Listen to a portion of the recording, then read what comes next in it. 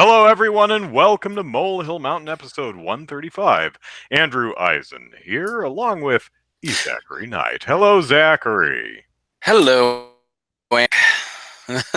Last week we were celebrating my wife's birthday over the weekend, and I wasn't sure if I was going to make it today because, my kids have been sick over this weekend. But they're getting better. It's always good. But my youngest was throwing up, and a couple of my other kids were complaining of stomach issues. So, yeah, not fun at all. Not at all. How about you? How's your week been? I haven't been working 14-hour days this week, so it was pretty nice. Actually, Good job, man. Weekend. I'm enjoying a weekend this weekend. In fact, I was playing some of the demos from the Nintendo Direct last week. Yeah. I tried to play Tetris 99, but Nintendo won't let me because I'm not a subscriber to the Nintendo service. Which, if you read the fine print, it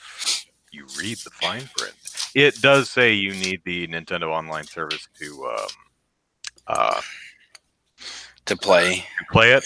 But it also says free demo. So you click it, you take your time downloading it, you start it, and then it says, oh, I'm sorry. Did you spend 5 minutes or whatever downloading this thing? Oh, that's too bad, because you see, if you'd like to play this free demo, you're going to have to give us some money. Money for the free demo, you say? Yes, money for the free demo. we wouldn't want you to experience a fun game and then get hooked on it and use that as an incentive to get you to subscribe to our service. No. Just turn around, out the door. There are some things Nintendo is just really, really bad at, and it boggles my mind. Oh well, I guess I'm not going to play Tetris 99. I guess I won't see how awesome it is. And I guess I'll be even less likely to join the Nintendo Online service thing. You're lost, Nintendo. Matthew says, 5 minutes, you must have awful internet. Yeah, I was just thinking, the Tetris 99 demo couldn't have possibly taken more than a minute or two to download. Yeah, I was downloading like 5 demos at the same time, so I have no idea what worked. Yeah. So it probably took like 20 minutes because they had a bunch of other stuff in front of it. Possibly. But you would think that isn't a demo, it's a free game. Oh. That I did not know. I thought it was a demo because that's where it's listed, I think. Unless I got this completely Unless wrong. It's in a free section. I did not. Okay, so it's okay, well, that changes things. If it's a free game for subscribers of the Nintendo Online service, okay then. Yeah, but you would think that Nintendo knows if you're a subscriber. Okay, you would think that they would put a big old banner that says you're not a subscriber, you can't download this game, and then proceed to not let you download the game. My point would be, you shouldn't allow me to waste my time downloading the damn thing if I can't play it. It should, oh, hey, you're not a member of the Nintendo Online service. Would you like to? And something I was pointed out to me on Twitter is I still have not used my 1 week free trial. And one of the reasons is I don't think to do it because there's absolutely no indication anywhere, at least no super visible indication anywhere, that there's a free trial is a thing. Jack, are we talking Anthem today? Oh, yes. Yes, we're talking Anthem today. Not right now, but we'll get to that eventually.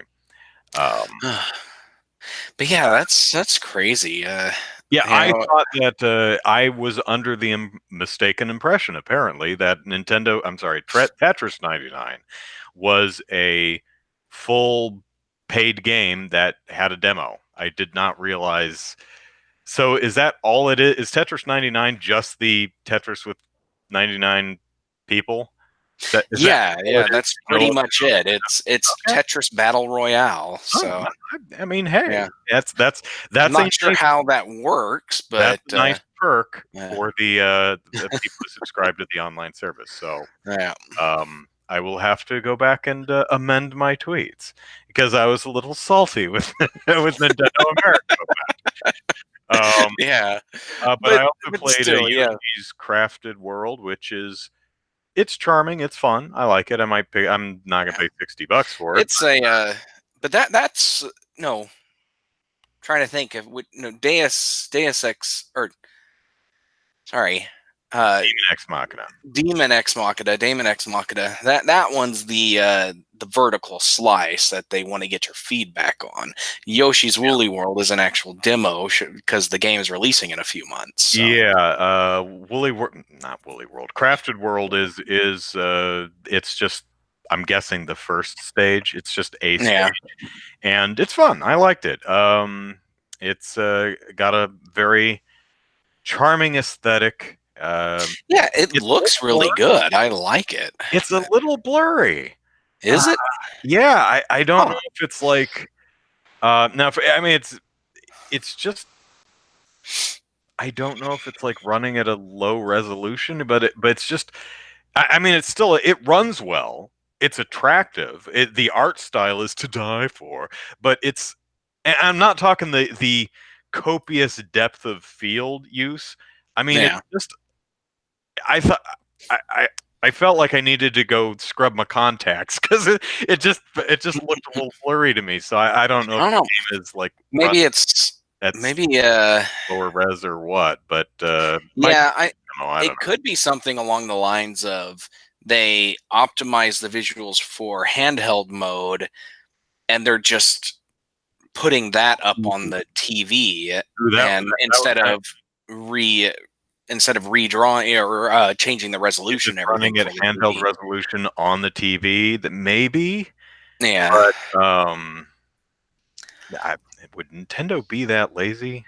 I don't know. Who cares? Anyway, it's still a fun game. So yeah, I don't know. The game looks great. I like the way it looks, but yeah, oh yeah, I really like that craft aesthetic, and it was fun. I enjoyed it. It was about an hour before the podcast. I'm like, okay, I've got enough time to maybe check out Demon Ex Machina. So I turned that on, and I spent 40 minutes in the character creator because I'm one of those. But my character looks really cool. I'm very happy with the way she. See, I'm one of those where I'll hit random a few times until I find something that looks good, and okay, that's fine. Yeah, unless the game has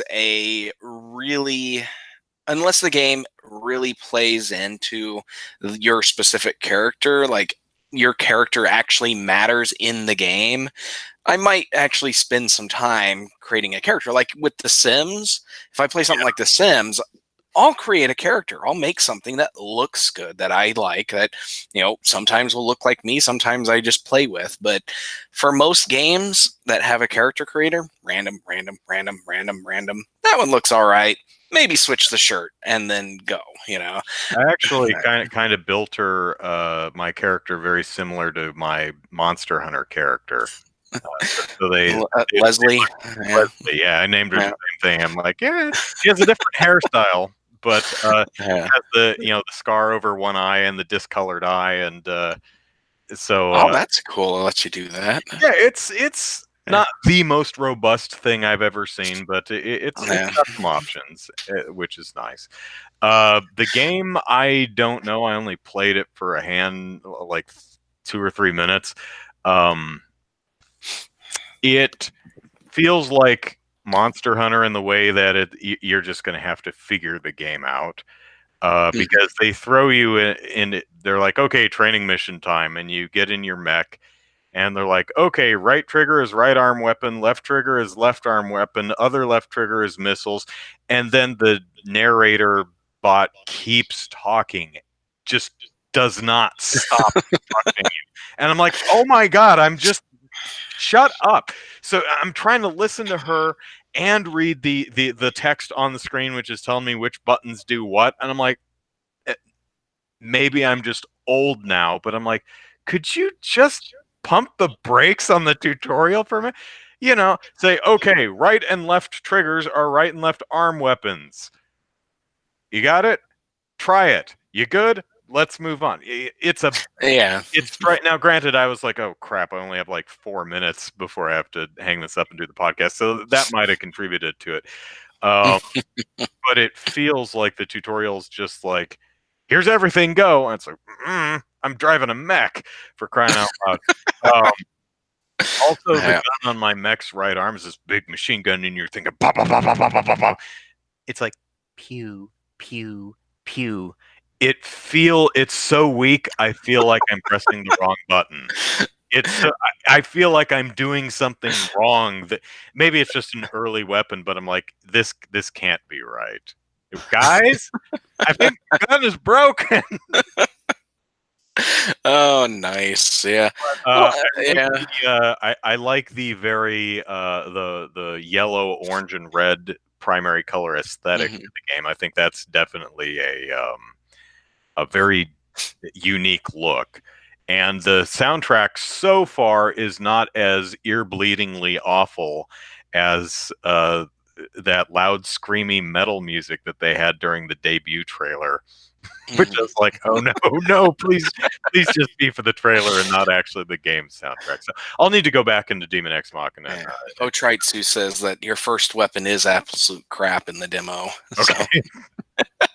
Also says, yeah, it's obtuse as all get out. Yeah, it feels like a game where it's like, okay, I'm just gonna have to hunker down and figure it out. I will get my crowbar and I will wrench the fun out of this. Gotta work for that fun.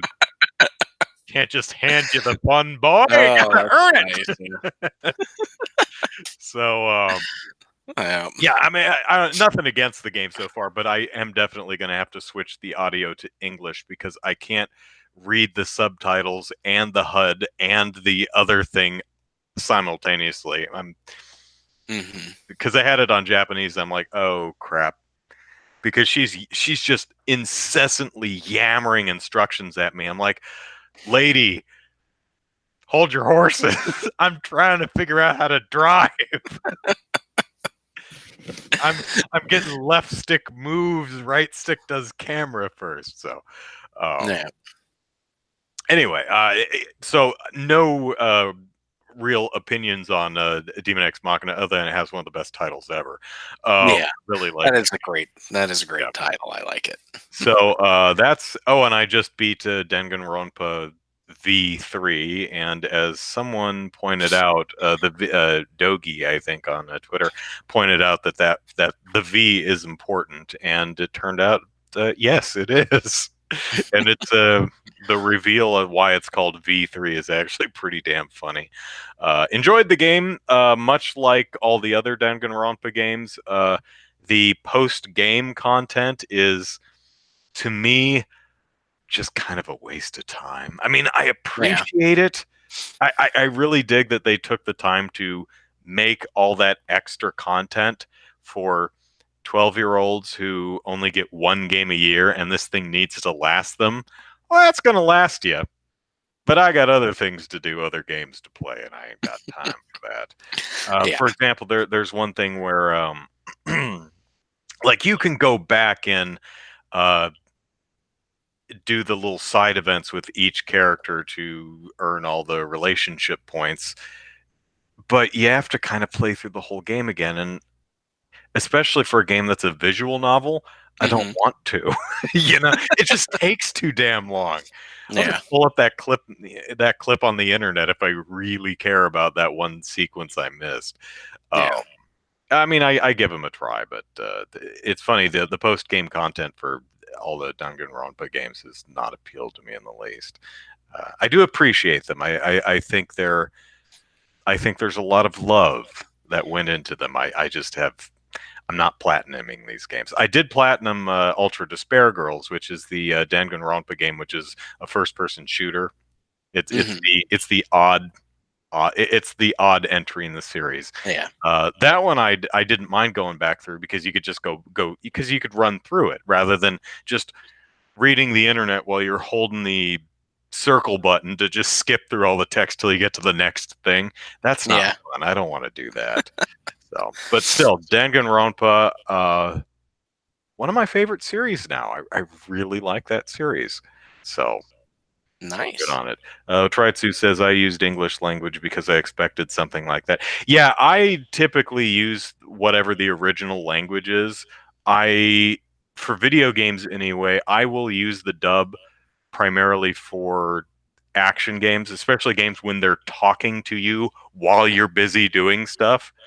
For Hmm. RPGs and stuff, or like the Yakuza games, although most of them have not had a dub, I'd keep that in Japanese because no one's trying to convey story or instructions while you're punching a dude in the face, you know. Yeah. But this one looks like they're going to be yapping at you while you're trying to do stuff, and I can't read subtitles, and I can read fast, but Yeah. it's too much. So Yeah, there's times when I'm reading something with subtitles or watching something with subtitles, and yeah, I get lose track, especially when it's a long spoken sequence, and the subtitles are only one line each, and so they're trying to get it all done and everything. So Matthew yeah. asked Near Automata sub or dub. I started with subtitles and realized that they were going to yammer at me while I'm busy. It's a platinum game, so you need to pay attention to what you're doing. And if you want to know what people are telling you, you better learn the language or turn it on English. So I restarted that. I played the demo in Japanese, and then when I played the game, I played it in English. And luckily, it's got a really nice dub. So good on it. I actually That's heard good. part of the dub for Danganronpa, and I mean, it's a visual novel. You may as well keep it on. I mean, unless you hate the sound of the Japanese language or whatever, but uh, you know, I kept that one on Japanese. I spot checked the dub just out of curiosity, and I was like, ooh, man, yeah, I prefer the Japanese on this one. But the Nier Automata's dub was nice. That's good. So, so you've been playing anything this week? Oh, this week I've mostly I started playing Terraria again, and that's what I've been playing this week. Just I just needed something, and I was tired of Minecraft with the kids, so I was just like, let's play Terraria, which is Minecraft 2D. So, no, I haven't had a lot of time to just sit down and play something that requires a lot of attention, especially like Ocarina of Time. I need to get back into that so I can finish it up. But man, I just don't have the time to just sit there and play something like that. Whereas Terraria, I could play that for 15 minutes and I'm good. But yeah, so nothing really going on there. Yeah. So just kind of a boring person this week. Actually, the last couple of weeks. So there's that. Yeah. I I keep every time I see the marketing for Captain Marvel is hitting, the pedal to the metal right now. It's all kinds of commercials, all kinds of advertisements, impressions are hitting. Dipshits are review bombing the movie before they've seen it. So I'm like, all right, I'm going to go see it this weekend. And then I look and it's not out. I'm like, well, when is it coming out? And I look and it's like, it's not out for another 2 weeks. Stop showing it to critics that early, because then I get all excited and I think Yeah, the movie's exactly. coming out. It's not out till the 8th. I guess I'll just go see Battle Angel Alita instead. Oh well, Jack it's not says that I've been. big a deal. But Yeah. every time they do that, I'm like, oh, like How to Train Your Dragon 3. That's also not out for a little while, and I thought it was coming out last week because I saw some reviews. I'm like, oh, that must be out this weekend. Yeah. No, no, it's Yeah. not. So Matthew has suggested twice that I play Yakuza 0 and Kiwami, and while it might be interesting, it's not really a game that really catches my attention. I don't know. Maybe if I played it, um, that might change. But That it's might, just with the number of chillins you have, that might be a difficult yeah, because it's one of those games that you need quiet time to sit down and pay attention to, especially when it first starts, because those games are typically front loaded with like 30-40 minutes of story. It's a yeah. real hard game to just casually start. Oh, let me turn this on for a couple minutes and see how it is. No. and then Yeah. they don't really take the reins off and let you just explore Kamurocho for a couple hours. Yeah. So Yeah, and that's one of the reasons why I haven't played Ocarina of Time lately, is because that's something I would need at least an hour to in order to play a good enough chunk that I can feel like I've actually done something and can take a break now. Um, and but I don't have that very often, and that's why I picked up Terraria again, because I can play that for 15 minutes and then come back to it tomorrow, because there's no deadline, there's no stories or anything. It's just like, oh, I need to go and do this one thing. Takes me 15 minutes, and I'm done. I save my game, I start back at home base next time and can do the next one thing that I need to do. Or I can just spend, or if I end up having an hour or so, I could just spend and play and do a bunch of cool stuff. So yeah, I'm generally not a bite-sized gamer. yeah, I if I'm going to game, I want to game for a couple of hours. yeah. I don't. Well, Oh, I've got 15 minutes. Let me game. So my well, games are when I typically was sit down and when I play. was much younger and had fewer kids, you know, I would game like that. Back in college, my wife and we didn't have cable or anything, and so what we did was we would go and rent video games and play them together, and we would rent RPGs, and I would play them, and she would watch, and because she would watch it for the story and everything, and we would play like that, and it was great. We had no kids, and then one kid who was a baby and could just we could just hold him while we played, or something like that, and can't really do that anymore. So yeah. So I saw the Lego Movie 2, Ooh, I saw that too. the second part, and Yeah. I have to say I like it better than the first one. Do you now? Yeah, I Okay. thought it was a really good movie, and I thought it did a very nice job of building on the first without rehashing it for the most part. Without Yeah. rehashing the first.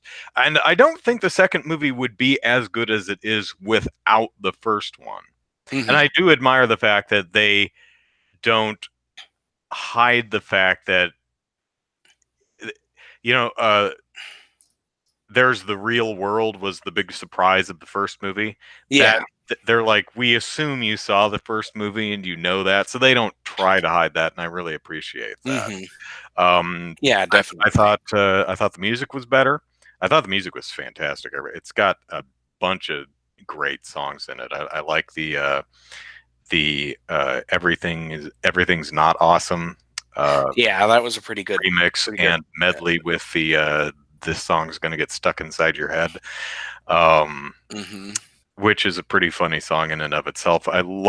Absolutely love Queen whatever Wanabe, and her two numbers, the I'm not I'm not evil. evil and Gotham City guys are both just hilarious, and Yeah.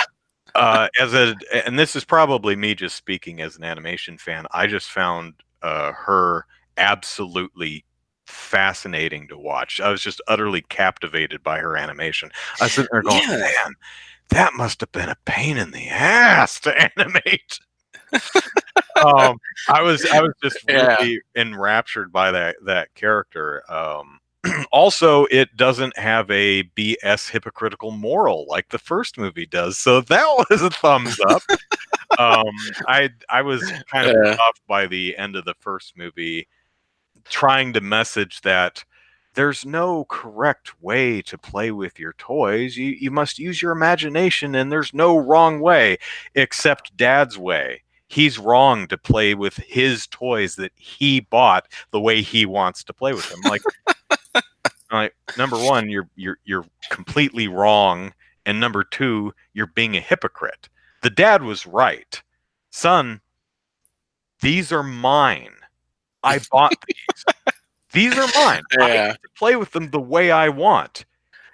Those Legos over there, those several boxes of Legos, those are yours. You can play with those. These are mine.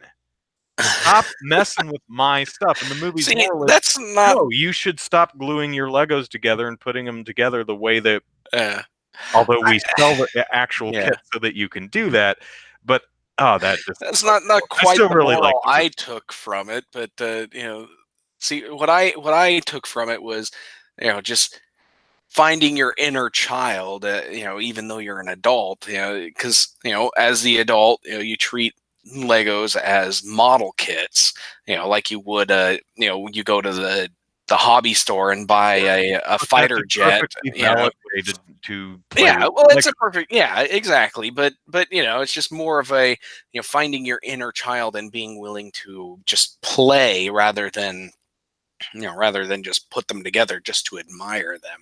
But yeah, it is a little hypocritical if you're I telling don't know. people that that's I put wrong. together my But Labo, and I don't play with them at all. I just admire them. For me, the yeah, fun was putting them together, and I put them together, and now they're sitting over there. They're done. yeah, I'm not playing with them wrong, and I will not have a movie condescend to me. yeah. But no, But yeah, but the sequel, I really enjoyed it. yeah, it was Voice good. cast I was liked on it. point, very funny. Songs are great. Built on the first without rehashing it for the most part. Uh, didn't rely as heavily on, hey, look at all the popular IP we own. The Batman, of course, is there, and Justice League was there a bit, and I think Gandalf was there at one point, and Yeah. yeah, he had a Well, couple and cameos here and they there, but they yeah, they had a couple of cameos. They ragged on Marvel a bit mhm. because they were like, they made a mention that they couldn't get the rights to Marvel and or something along those lines, and that was pretty funny. Um, but yeah, I thought it was a good movie. I liked it. It's one of the best sequels I've ever watched. Oh Uh, yeah, yeah, because yeah, get these guys to make more sequels like this, because a lot of sequels just they hey, drop in 5 minutes quality. around And until it sucks. yeah, because trying to think, you know some of the best sequels that I've watched would be like Spider-Man 2, the Sam Raimi Spider-Man Mhm. 2, um, The Dark Knight Rises, um, and and that's about it that comes to mind. I guess Back to the Future 2 kind of counts, but I don't know. And I just like, I Oh, don't and know if Back to the Empire Future 2 Strikes is Back. Yeah. genuinely better than the first, but I really appreciated how, because it just expanded the world and said, hey, look at what we've built here. Let's play Cannonball. And I Yeah. really like that about the film. Um, Yeah. but I would Definitely. say, Aliens is, I, honestly, I like Aliens better than Alien because I never thought Alien was that great. I think it's okay. I Yeah. think it's fine, but Yeah. I never thought it was that great. Aliens, I think, is just a really fun Yeah, action. They Aliens are is very is different, pretty though. good. They're hard to They're compare. very, yeah, because Alien is a Straight horror. claustrophobic Yeah, horror movie, whereas after an hour Aliens, anyway. yeah, well, in Aliens turns is more action Action war horror, movie. Yeah, yeah. and so very different ways, very different movies in that sense, but both great in their own right. And yeah, Aliens is definitely a good sequel. Um, so What do you think's better, Terminator 1 or Terminator 2? um, I personally like the first one better. Hmm. The two is good, definitely a good sequel, and it's the last good Terminator movie. So Not the last watchable one, but yeah, but I think I and prefer the the Sarah sequel. Connor Chronicles Oh, I was a liked good that TV show. series. Yeah, I'm sad they but canceled it right on a really interesting uh, cliffhanger. my wife and I had to stop watching it with my son and awake, because he was in the living room with us while we were watching it, and it was the episode where the Terminator was building it or getting itself its flesh suit again. Oh yeah, that's a little but the problem was it wasn't so much the flesh suit thing. It was when the doctor cut open the eyelids and the red eyes came on or opened up and there were red eyes. That freaked him out, and he could not be in a room with a red light for a couple of years after that. Wow. So yeah, it freaked him out. It's always weird what because it's usually not a movie that will freak a kid out. It's usually just an image or an idea. A visual. Yeah, it's a very specific moment. If you think about the movies that freaked you out when you were young, if you really think about it, probably wasn't the whole movie. It was probably something very specific from that movie. Yeah. So anyway, let's talk about Anthem. All right. So Anthem is like, full disclosure, I don't know if this matters. I have absolutely no interest in Anthem. I thought it looked dreadfully dull from the first trailer. Yeah. If anyone's enjoying it, I'm sorry about the load times. But good on you. It's not for me. Oh man, yeah. I hope it is. I've read some about it, and I'm like you, and it doesn't. Bad. Yeah, it doesn't strike my fancy, and it seems to be a very disappointing game from a studio like BioWare. And Jack sent me a little video on Twitter showing off the load times, and they are just north of a minute. And I was thinking, if that's the initial game load, that sucks, but I looked into it further, and apparently that's the load between hub world and outside world, where you go fly around and shoot at monsters, and you're constantly going back and forth between missions. So you're going to be sitting through that load screen a lot. Also, do they have elevator music playing during that? I don't know, because whoever made the video was comparing it to something else, and they put, I think, the one of the Nintendo eShop music melodies over the whole thing. So I don't know if it's like a static. I do know it's a static screen with an image and one little tip, like shoot your guns to make bullets come out. Something like that. But it's not that stupid. Use health packs to heal or something. There's an image of some robots and the Anthem logo and one gameplay tip, and it's completely static. It's not animated. The tips don't cycle every 10 seconds. It just sits there. Is there a loading bar? At least music on that screen. Is there a load bar? Because static load screens are terrible. No. Yeah. I think there is like a real thin kind of brownish bar that goes across the top. I didn't notice it the first time. I think I noticed it like the third time I was researching that. I hate static load screnes because that is just terrible.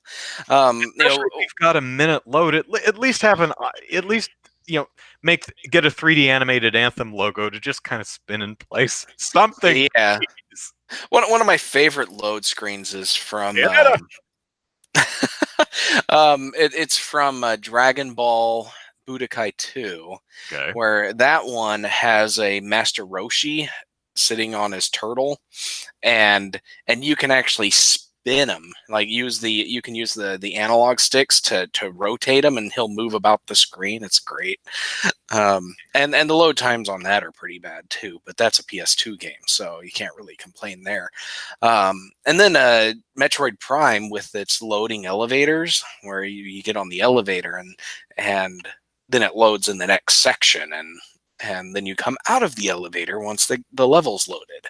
Mm-hmm. That's great. I like that. It's also fairly short. It's not a minute long. Like it's not atrocious. It's where you and your crew just kind of stand there awkwardly. Although that's pretty realistic when you're stuck in an elevator with people you just don't really want to talk to. But one of my favorite loading screens is the Bayonetta loading screens, because it allows you to practice combos. Oh, that's nice. It just has a combo list on one side of the screen, and Bayonetta standing kind of in a void, and it just drops enemies at you who just stand there, and it lets you practice combos on them until the game loads. And that's nice. actually really great. Although when they ported it to the Wii U, they improved the load times to the point where you didn't have enough time to actually try anything. I was like, could you give me? I almost wanted to stay on the load screen longer, or at least have a menu option, for practice or something, so that or just have an press start to continue or something. Loading's done. Press start to continue. That would have been nice. But then people would complain that they have to press start after loading is done. Now, I'm going to make fun of someone. But it's okay because I'm sure he makes a lot more money than I do. So fair game. But let me set the stage here. Anthem officially came out on Friday, the 22nd, yesterday. Okay? I'm going to now read you a tweet from Mike Ibarra, who is the corporate vice president of Microsoft and Xbox. And he tweeted this on February 20th. So a couple of days before the game officially came out, right? We actually had, reviewers had early copies of the game so they could play through it and get their reviews ready. So he said, linking to a PC Gamer article, talking about a patch that had improved part of the game. Mike said, "This was actually very easy to do. Amazed at the whining. One reviewer, not the below, reviewed the game, yet in the review cited that he didn't even know how to do a combo. Embarrassing to review with such a lack of knowledge." Now, a couple things I find kind of weird here. One, he's linking to an article that has that's not the one he's referring to, although he makes clear that it isn't, but it also doesn't even support his point. Two, as the corporate VP of Microsoft Xbox, that's a bad look, dude. I mean, I don't think you should lose your job over it, but dude, you're essentially doing the, playing the get good card. Yeah, don't do that. That's good luck. Not a good look. The other thing is, so when I first read this, I was like, oh, did Anthem come out?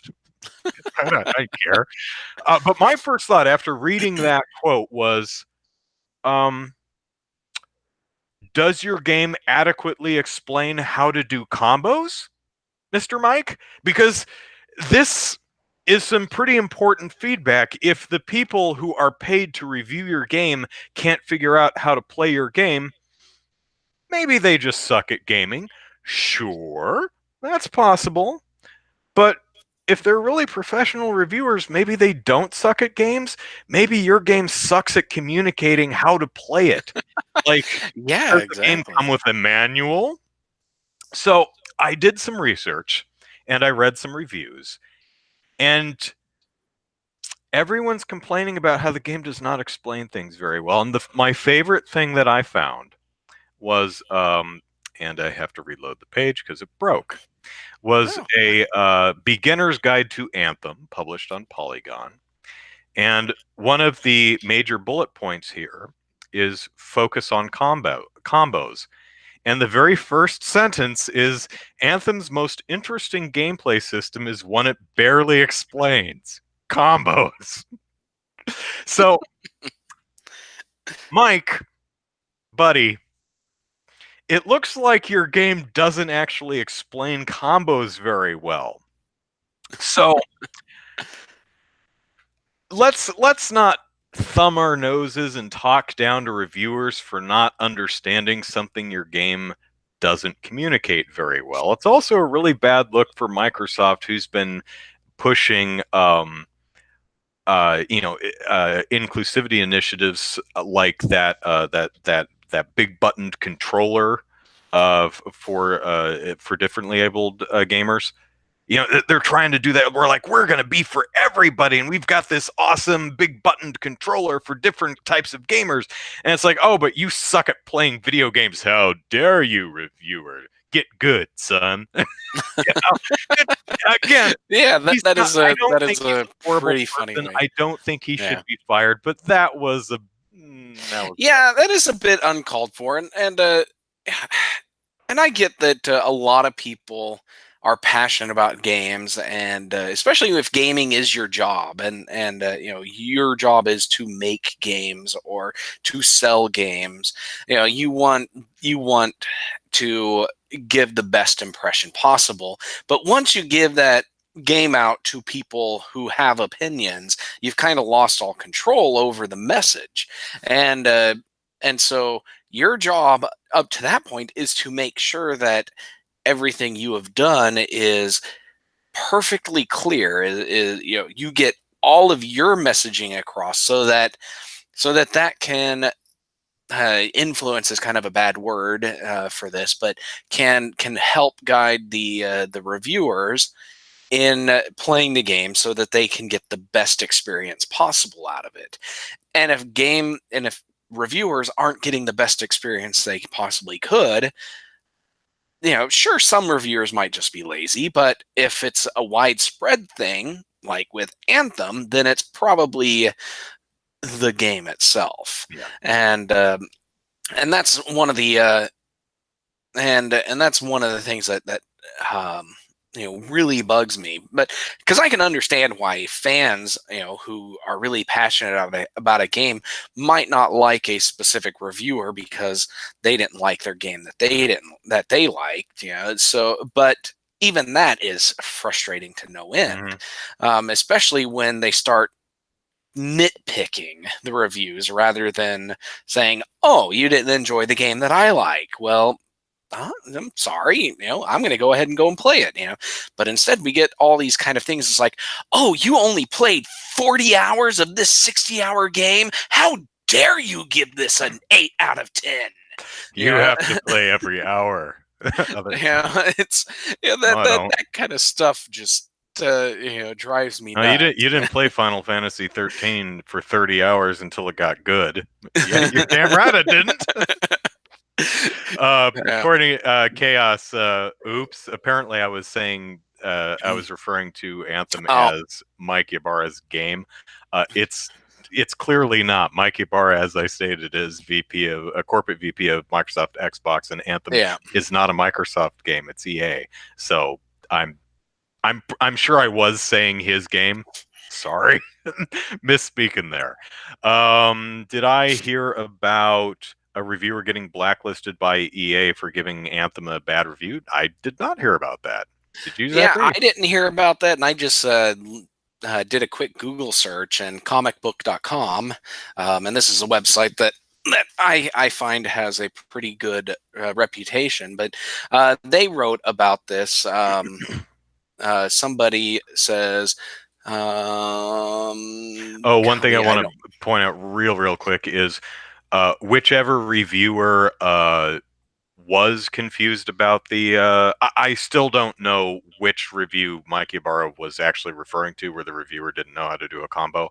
I don't know if that was like a reviewer Yeah, at IGN or one of the big gaming enthusiast sites or Larry's blog. yeah. Well, I don't know. comicbook.com article says that a reviewer who goes by the Twitter name GGG Man Lives says that he was blacklisted by EA because his video was taken down, and comicbook.com posted an update to their story and says that an EA rep responded saying the YouTuber was not blacklisted and that the video's removal was because of a failure to comply with the disclosure agreement. So he broke some kind of some clause in the early review agreement that some reviewers have, that he was supposedly bound by. I don't know what that is, but Oh goodness. but according to EA, it's not because he gave it a bad review, but because he didn't adhere to all of the contract or nature of the agreement. So I will, just as a fun capper to this story, I will now regale you all with a video game review that I thought was bad. A video game review. I came away from reading it and thought, "Wow, the reviewer was playing the game wrong." And this was what's his name, Greg Miller. His review, whom I've met, who flipped me off with both hands. Nice. Lovely guy. No, it wasn't personal. He did flip me the double bird, but it was in jest. It's fine. Anyway, Greg Miller wrote a IGN's review for Zombie U, my favorite Wii U game. Not the best Wii U game, but my favorite. And he was kind of frustrated with the game and didn't really care for it. And his biggest point of contention was that the cricket bat, the one indestructible zombie smacking resource that you have, everything else breaks or runs out of ammo, but you always have your trusty cricket bat with which to beam a zombie across the brain pan with. Bedpan. We need more bedpans as weapons in games. His main point of contention is that smacking zombies with a cricket bat is funny the first time, but gets really dull because it can take 4 to, I kid you not, like 12 smacks in the noggin to put a zombie down. And it's just tedious and an absolute slog to run up to a zombie and smack it in the head and then back off a little bit, and then run up and smack it in the head and back off out of swiping range. It's just, oh my god, this game is just a slog. And I'm thinking, Greg, buddy, you're playing it wrong. And in a sense, he was, because I don't think the intention of the game is to do that. The intention of the game is to shoot them with the bullets you have, but make them count, because you don't want to only have to rely on your cricket bat, because it's a pain in the butt, right? However, maybe the game did not communicate that intention as well as it could. Yeah. So I try not to blame. I mean, who's the guy who screwed up the tutorial for Cuphead? I forget who that was. I don't know. There was someone who could not get through the tutorial they were like stuck at a jump for 2 minutes because they couldn't figure out to jump and then dash, even though it was written like on the screen. And as funny as that is, remember that. I as do funny as remember that that is, and the author thinks it's funny too. Let's not give people like that. I mean, tease them, sure, because it's funny, but I don't think it's fair to say, oh, they shouldn't be reviewing games, blah blah. None of that. We've all made really stupid mistakes in video games. The kind of stuff that we're like, oh, I'm glad I live alone. No one must ever know. Oh, there's a jump button. Oh, wow. Boy, I said some really mean things at my TV that I regret now. We all have those moments where we just we do screw something up. So, I think we should all cut each other some slack, even those professionals among us, because we're gonna make dumb mistakes. Oh yeah, and my go-to is that game reviewers, they're humans. Yeah. They are people who make mistakes, who don't catch on to things the first time sometimes, and who have opinions about things that you might not agree with. That's the whole purpose of a review. So, if you wouldn't yell at your friend and slap them upside the head for not liking a game you like, don't virtually do that over the internet to a reviewer who doesn't like something you like. Really, my litmus test for the quality of a reviewer is, can you clearly communicate why you feel the way you do about any given work? I may like a movie or a video game or whatever, and you may dislike it, and that's fine. I just want to know why. I want to be able to understand your perspective. I still may not agree with it at all. What's the movie with the what's her face? I forget her name, but I think it's called Colossal or Colossus. It's about the lady who gets drunk and person controls who a kaiju. controls a kaiju. Yeah, exactly. Yeah. That movie. I did not like that movie at all. I I mean, still haven't seen that I one. was like, I want to leave the theater. I am so not into this movie. I don't But think I've ever actually walked out of a theater or wanted. Well, there's only one time that I remember just not liking a movie that I went to a theater and watched, but I didn't pay for it, so I didn't care. I slept through the movie. But that one is I forget the title. The Wind Falls on the Cedars or something stupid like that. It's something way back in the early 2000s. I went with some of my friends, and it was terrible, boring my movie. sister didn't like Colossus either, and we actually went home and then started reading reviews together, reviews and editorial and opinion pieces on the film. And what we found really fascinating is she and I agreed with um, all of the people who were just heaping praise on this film, just fawning over it. We'd read their editorials and they're like, yes, that's what the movie meant. That's the theme that was clearly communicated. And we're like, we agree with every single thing except the movie's enjoyable to watch. It's the only thing that we disagree on.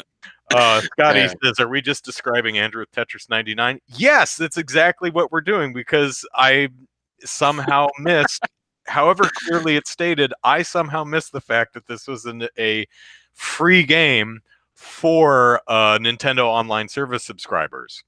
Yeah. I completely missed that. Now, I don't know if that's Nintendo's fault for not clearly communicating it, or my fault for just not paying attention, hearing what I expected to hear rather than what was being said, or some combination of the two. But the fact remains, I was really wrong. So yeah, we get things wrong now and then, and I don't mind being wrong, unless we're talking about like the safety switch to a table saw or something like that. Then I might mind being wrong if I like lose a finger.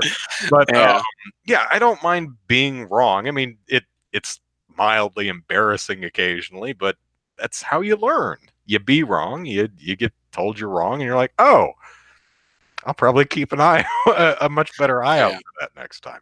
So let's switch topics. You said something about was it Take Two?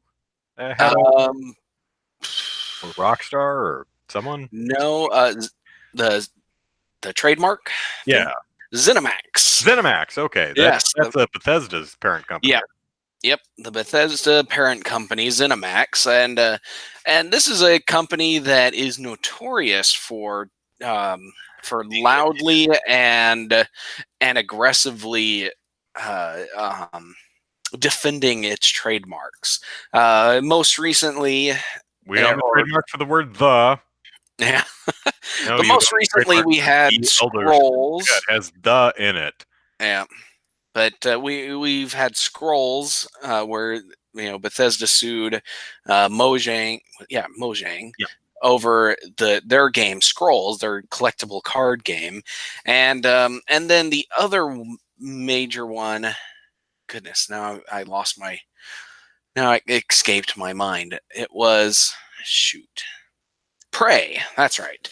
There was there was a indie developer who tried to get a trademark for Pray to the Gods, or Pray for the Gods.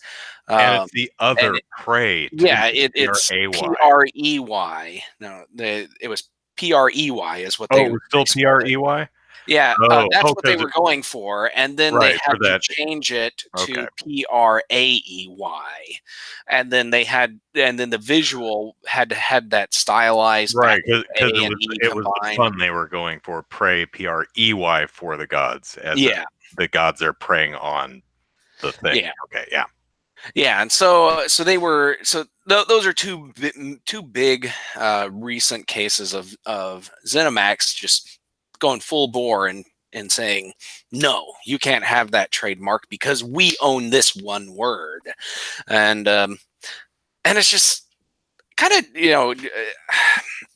this is one of the weaknesses in copyright law or trademark law. Sorry, not copyright, never copyright. It's trademark. But this is one of the weaknesses in trademark law is that you can have a phrase trademarked, and then you can use that to bully people over individual words in that phrase. And that's one of the things that bugs the crap out of me.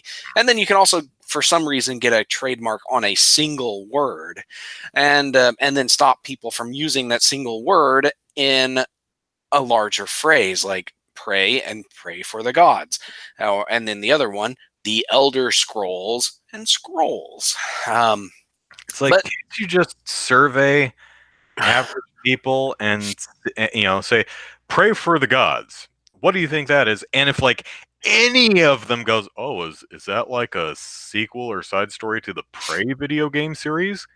Then maybe you've got a case. But it's like if yeah, you interview 100 people or 1,000 people, nobody makes that connection, then yeah, get kicked out of court.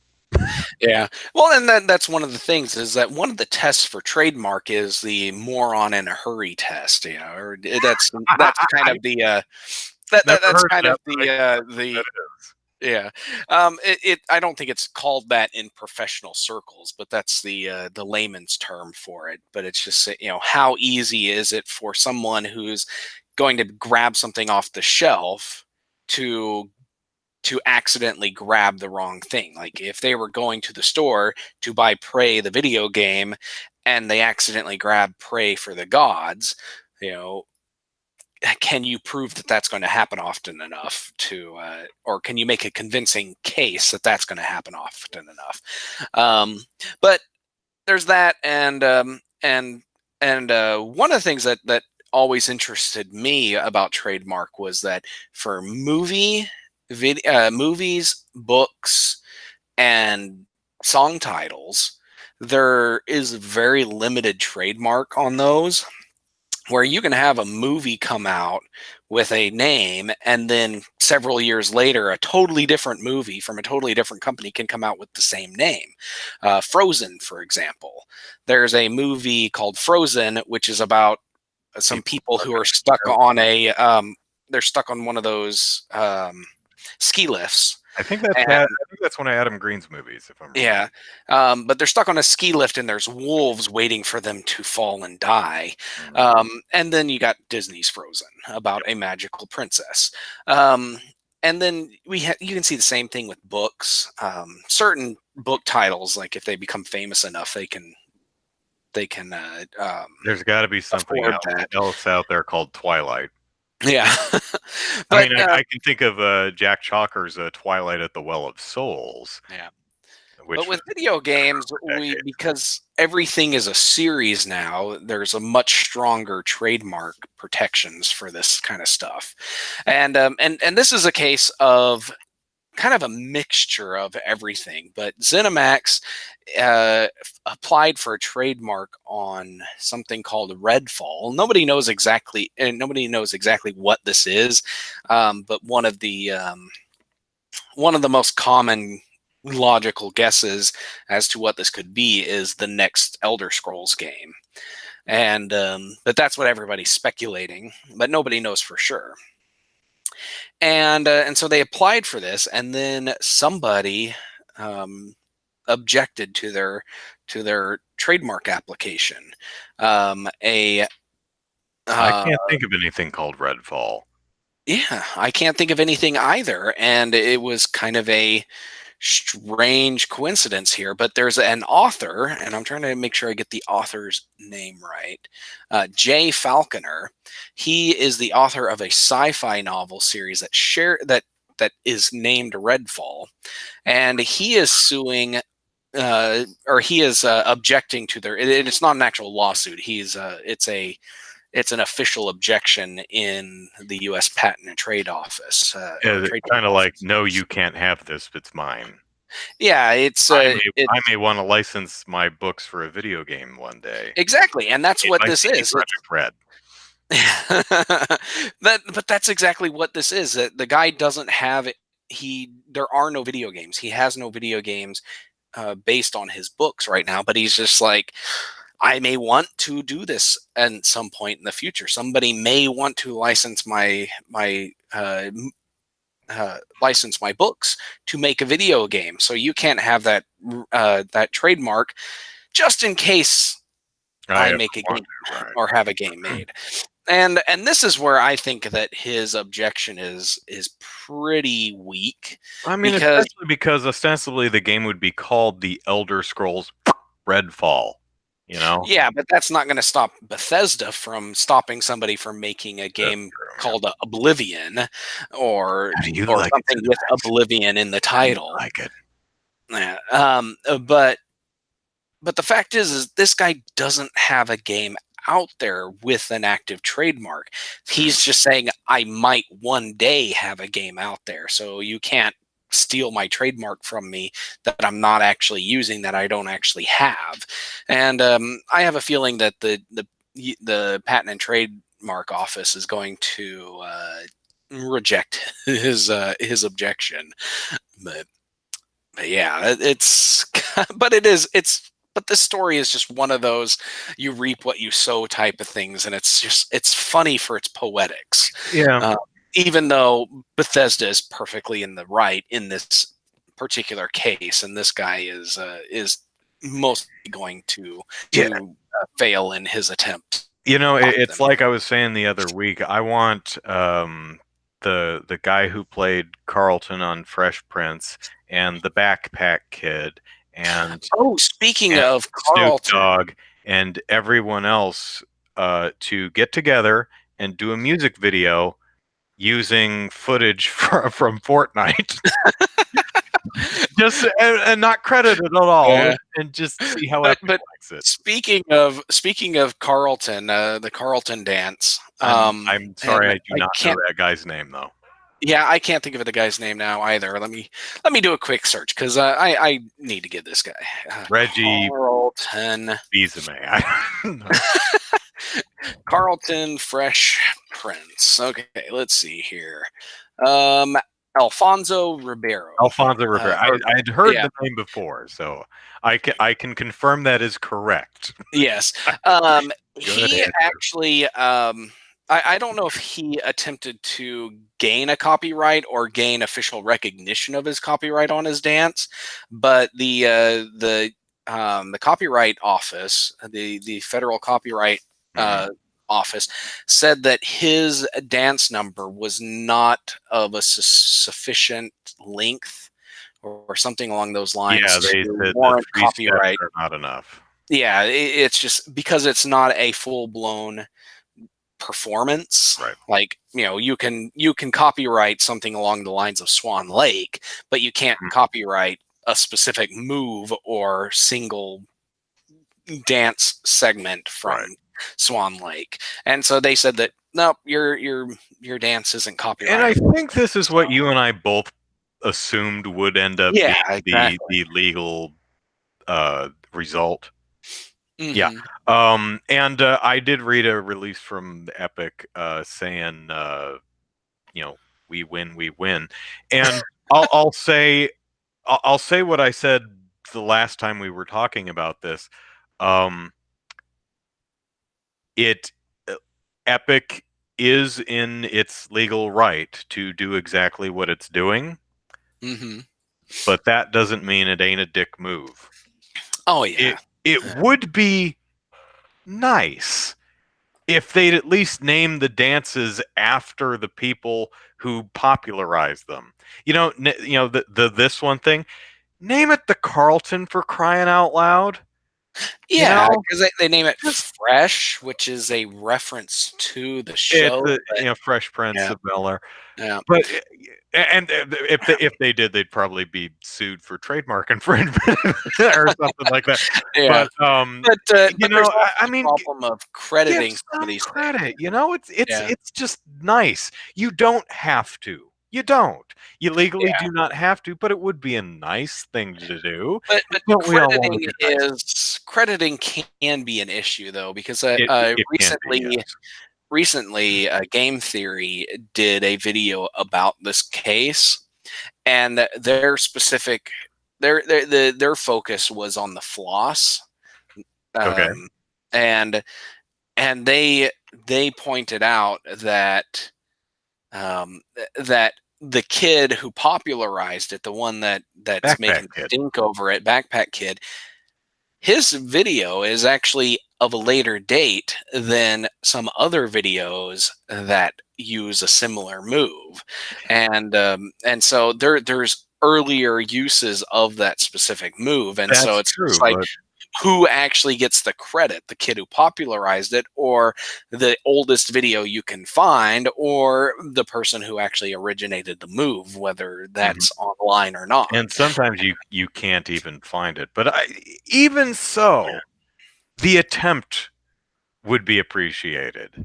Yeah. Even if they credited Backpack Kid, and then as Jack's talking about in the comments, it turned out that Backpack Kid was not the originator of the dance, merely popularized it. Yeah, that sucks. Maybe patching a footnote because you're patching that game all the time. But Can you imagine crediting patches? Man, that would be hilarious. Fortnite version 8.1 now has proper accreditation to the silly dance. you know. Um, Oh yeah, like good stuff there. yeah. Back to Bethesda real quick. I didn't read up on this story. It's just something I read the headline and then the lead and Yeah. rolled my eyes at. But it was Bethesda again with Fallout 76. Again, I'm like, oh my god, what did you do this time? Apparently, and I probably shouldn't even bring this up because I did not read it, but it's something like they banned someone who had too much ammo Yeah, and who'd been playing the game for like some absurd 900 800, hours. 900 hours. It's Yeah, like, well, that's probably why he has that much damn ammo. yeah. I watched a Jim Sterling video on it, and I think I read one article about it. But um, yeah, their claim is that they banned him for duping ammo, but his claim is that he has played legitimately, but he has multiple characters that he plays, and he trades ammo between them, and so his main character gets all the good stuff and has lots of it because he Don't plays ban me multiple for exploiting characters. your dumb game. Catch the exploit, you jerk. But but yeah, so but yeah, I don't know a whole lot about it, but that's just one of those funny things Yeah, that yeah, I read that's like what the it does. headline in the lead wherever I read it, and I was like, oh god, I, I, I Oh, I'm and so they made bobby pins un unreasonably heavy again yeah, after they that was fixed it. that I think That- was a couple of weeks ago. That Bobby pins were like 8 pounds each or some stupid thing, and then they released a patch which made bobby pins a more realistic weight, and then they fixed something else in a subsequent patch which broke the bobby pins again. It's like, oh my god! I it's think hilarious. Bethesda is trying to. I think there's like a producer's level scam going on that they're trying. I think they're trying to go out of business. I think they're trying to like. Would you? They're like Zenimax. Would you please pull an EA and just shutter the company? We don't want to do this anymore. Or at least hand Fallout to somebody else Yeah, so we could focus they must have on a the thing Elder in their Scrolls. contracts like if ZeniMax shutters the studio, they get a bunch of insurance money and they can watch. So they're being as incompetent as they possibly can as some type of insurance scam. Oh man, yeah, yeah. The Producers is a great movie. I loved it. But but yeah, that is just one. That is a Jack says hilarious. Fallout 76 is just one big video game social experiment. It feels like it, doesn't Could it? It's be. like, how does a company that storied screw the same thing up so badly in so many different ways? That's like, wow. Yeah, it's It's almost kind of pretty touching. darn bad. It's And from what I understand, although the one dude who's been playing it for 900 hours really seems to like it, good on him. But most of the reviews and stuff I've read of Fallout 76 have been it's not a very good game. Oh yeah, there's just not enough content. There are no NPCs. There's no story. It's purely open. It's just the only people in the game are real life players who play the game, and it's just a lot of people are just not finding anything interesting to do. Except the one guy. Oh man, this Bethesda. You probably banned your biggest fan, like the one guy who likes the game, and you banned him. Yeah. Everyone's like, Fallout 76 is disappointing. Yeah, I don't like it either. And one dude's like, I can play this for 900 hours. And then Bethesda bans them. Their number one fan. Yeah. It's Bethesda. Yeah, Chaos was right on the same wavelength, saying they banned one person who enjoys the game. Jack says if they're going to make Fallout 76 that open, why limit the players? Just make it total anarchy and let the players do what they want. You know, with the whole nuking system, I think that might have been what they were even going for, but didn't do it well. I don't know. Yeah, I don't know. Yeah, it's just not a game that fans of Fallout wanted to see in a Fallout one. Yeah, because even though Fallout 4 got a lackluster reception, it still had a decent game in it that people enjoyed. But it's just this one is there's just no game at all, so to speak. Let me posit a different theory that posits or that puts Bethesda in a better light. Okay. Evil corporate overlords at Zenimax say, Bethesda, massively multiplayer games are really popular, so you will now make one with our most popular IP.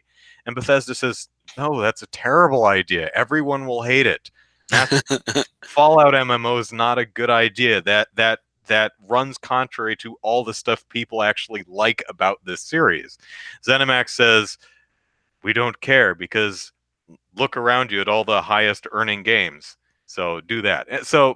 And Bethesda says, okay, we'll make your Fallout MMO, but you won't like it. You will rue the day that you forced us to make something dumb. So, maybe Bethesda is really the victim here. Maybe. Yeah, you never know. Everyone's characters wake up in a carriage, hands tied. Man.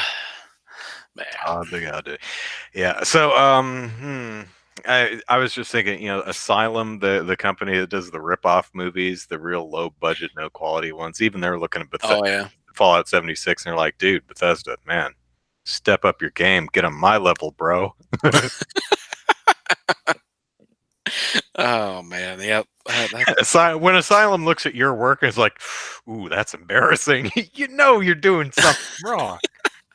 But I mean, it is truly incredible, just the myriad ways Bethesda has managed to botch this game. I mean, everything. I mean, in the game and out of the game with the whole nylon bag kerfuffle. It's just, oh god. Although it will make a funny story someday when we go back and when you have the Fallout 76 documentary, which is 6 hours long, covering every single thing that went wrong with this game. Yeah. Chaos says I have more fun reading about Fallout 76's problems than I would have had playing it. And yeah, it's like maybe that was the only way they could think of to make a Fallout MMO entertaining. It's just break Maybe. it really badly.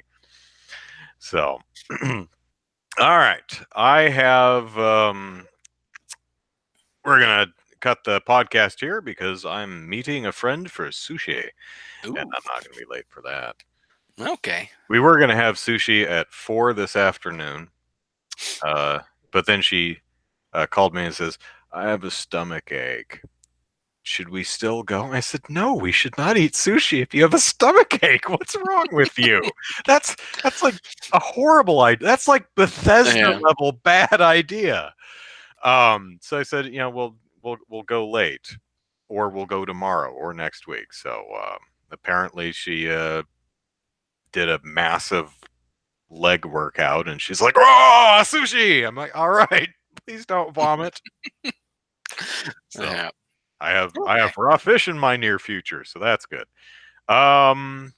Let's see. What do we want to wrap up with? I'm probably going to go see Battle Angel Alita tomorrow. I've been really. I generally enjoy Robert Rodriguez's output.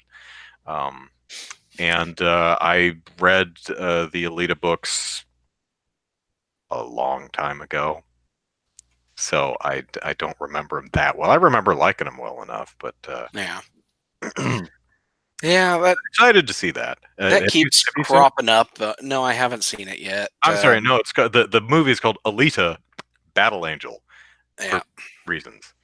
Yeah, my wife and I, we started up an AMC membership where we can watch up to 3 movies a week if we want, and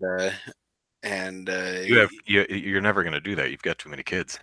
Oh, we've decided that that this is going to be, we get to go on a date night, because now that we have kids old enough to babysit, we get to go on a date night once a week, and we'll go watch a movie, and then once a week we take one of the kids off, for one-on-one time and go see a movie with them, and and so far it's working out, and we've seen pretty much every movie so far that we want to watch. But Alita Battle Angel is one of those ones that's just kind of, well, we can go see that one now. We've seen all the other good ones.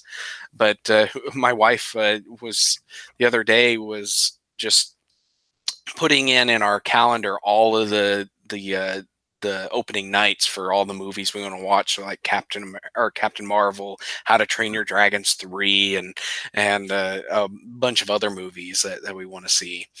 So we're looking forward to that. But yeah, so we might be actually watching Captain Marvel on opening night. So fun. Yeah.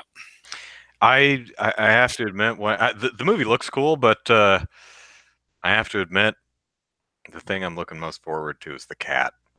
Mm-hmm. I hate to be that shallow, but it's got a kitty in it. It's like, how's the movie? It's got a kitty. Other than the kitty, oh, it's great, but it's got a kitty. And I hope I hope the advertising is just keeping the coolness. I'm hoping that's a flirkin, and I hope the advertising is. Oh, it's got to be. It's. I will be very disappointed if little Goose. Yeah, it's named Goose. New name in is the movie. The Chewy. Yeah. Whatever.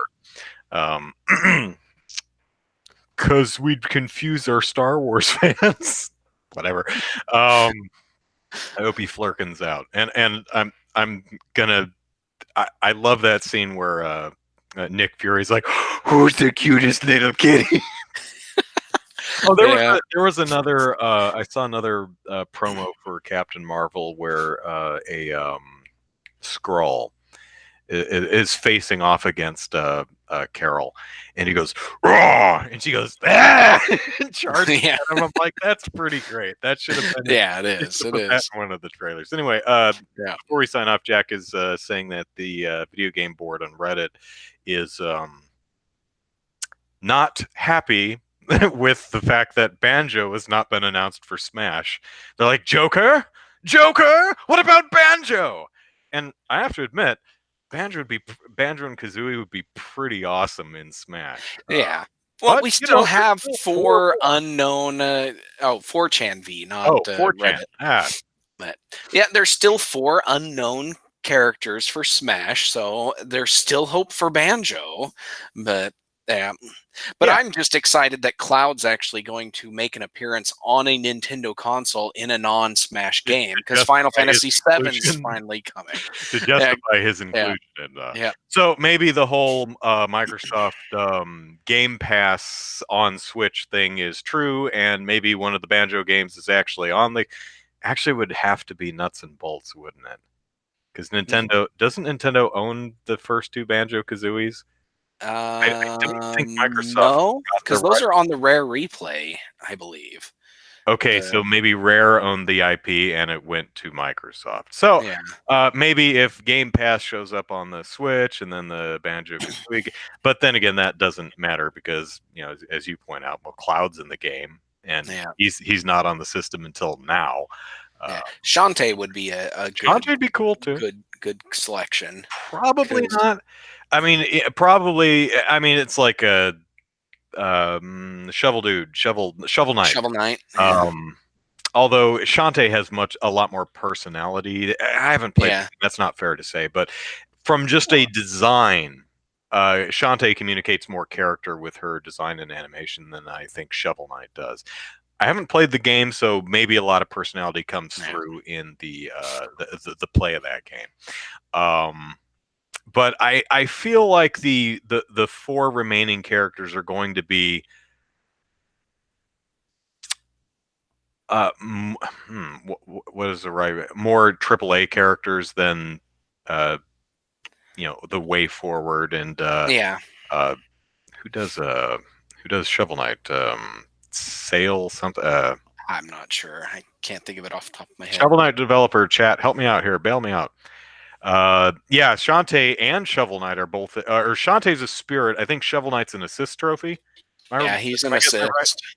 Yeah. Yacht Club Games makes Yacht Shovel Club. Knight. I said sail. I was Yeah, you see where I was going with that. That was pretty close. Thank you. yeah.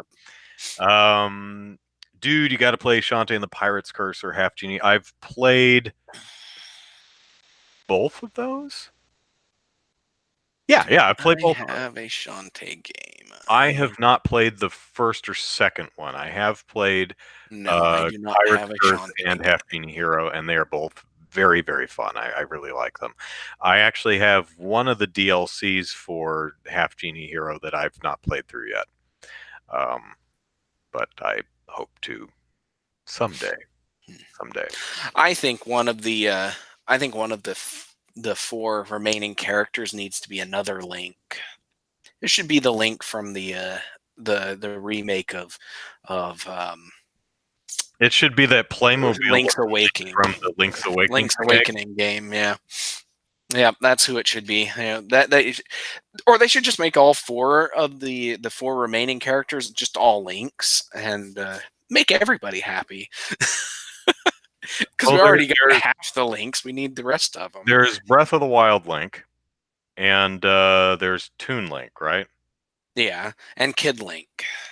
Oh, Young Link is in there too. Okay. Yeah. Yeah. So we need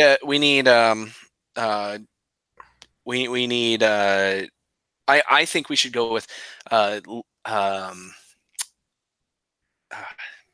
Zelda 2's Link, do the side-scrolling one, and like keep him 2D sprite. So kind of like Game and Watch, Mr. Game and Watch. Yeah. And his final smash can be that woman who invites him in to restore his health. Perfect. And then you have smash. Do you get it? Yes. You see what I did there? But yeah, so we got to have him. We need it's a sex joke. Let's see. We and then we have Link from the Link to the Link's Awakening remake, and then we need the CDI Link. Ooh, CDI Link, and then the Zelda animated series Link, The excuse. with his signature "Excuse me, princess." That is his quotable quote from the game. And how many links is that? A lot. That's okay. That's the other 4. And okay. all 4 of the links from Four Swords Adventure. But you play as all 4 of them at the same time, like Olimar and the Pikmin. Yeah. Just a little unit Just a of little swarm of links. Swarm of links. Oh, that's great. That's great. Jack says CDI link's just going to be a broken sprite wandering around the map doing contact damage. Yeah, it would be great. There we go. So right, those are our predictions for the remaining 4 Smash characters. There you go. Okay, I actually need to go. So yeah, sorry. Andrew Eisen here, Eisen is how you spell the last name. Plug it into YouTube. You'll find my videos. I'm going to be doing a Andrew Eats video because I saw something interesting at Sprouts, and so we're gonna have, so you can watch me eat. I don't know why anyone would want to, and probably no one will, but I'm gonna do it anyway. So I'm gonna try a new food on camera. Then I'll spoil it. It's a kumquat. Possibly the English language's finest word, kumquat. I found him in a store. I'm like, oh my god, that's what a kumquat is. I must buy these and try them. Pretty sure I've eaten one before, but I can't. I've always loved the word because it's just such a gloriously silly sounding word. Yeah. I knew it was a fruit of some kind. It could have been the size of a jackfruit for all I knew, but they're little olive-sized orange things. So I don't know. I'll try them later. But first, sushi. Anyway, look forward to that at some point. I've got a debut review for the original Sailor Moon in the hopper. I just need to edit it, so look forward to that at some point. And follow me on Twitter at Andrew Eisen, where I quat Jack quat. You can't have the cum without the quat. That would just be gross. Yeah. So yeah, that's it. Follow me on Twitter at Andrew Eisen. Zachary. All right, you can follow me on Twitter at Easy Night, where I talk about gaming, politics, and other things. And when I have the time, you can follow my game development work at DK_gaming and DivineKnightGaming.com. And if you're interested in the Oklahoma game development scene, check out OK Game Devs on Twitter and OKGameDevs.com. All right. That's it for us. I got to go to sushi. Zach's got to go to bed. So thanks for watching. We will see you back here next week. Take care, everyone. Bye-bye. See ya.